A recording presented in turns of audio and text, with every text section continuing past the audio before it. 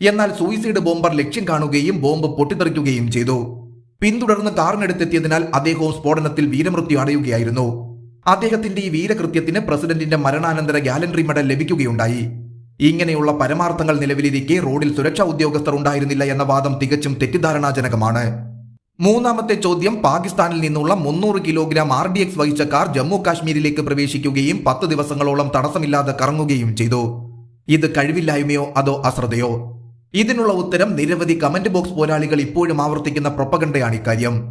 യഥാർത്ഥത്തിൽ 40 മുതൽ 50 kilo RDX ആണ് സ്ഫോടനത്തിനായി പാകിസ്ഥാനിൽ നിന്നും ഇന്ത്യയിലേക്ക് കടത്തിക്കൊണ്ടുവന്നത്. ജെയ്ഷെ മുഹമ്മദ് സ്ഥാപകൻ മസൂദ് അസറിന്റെ അനന്തരവനായ മുഹമ്മദ് ഉമർ ഫാറൂഖിന്റെ നേതൃത്വത്തിൽ 4 പേർ നിരവധി ആയുധങ്ങളോടൊപ്പം 10 കിലോ വീതം RDX 2018 ഏപ്രിലിൽ ഇന്ത്യയിലേക്ക് കടത്തിക്കൊണ്ടുവരികയായിരുന്നു എന്നാണ് NIA അന്വേഷണ റിപ്പോർട്ട്. സ്ഫോടനം നടത്താൻ ഉപയോഗിച്ച മാരുതി ഈക്കോ വാഹനം കാശ്മീരിൽ നിന്ന് തന്നെ വാങ്ങിയതാണ്, അല്ലാതെ പാകിസ്ഥാനിൽ നിന്നും ഓടിച്ചു കൊണ്ടുവന്നതല്ല.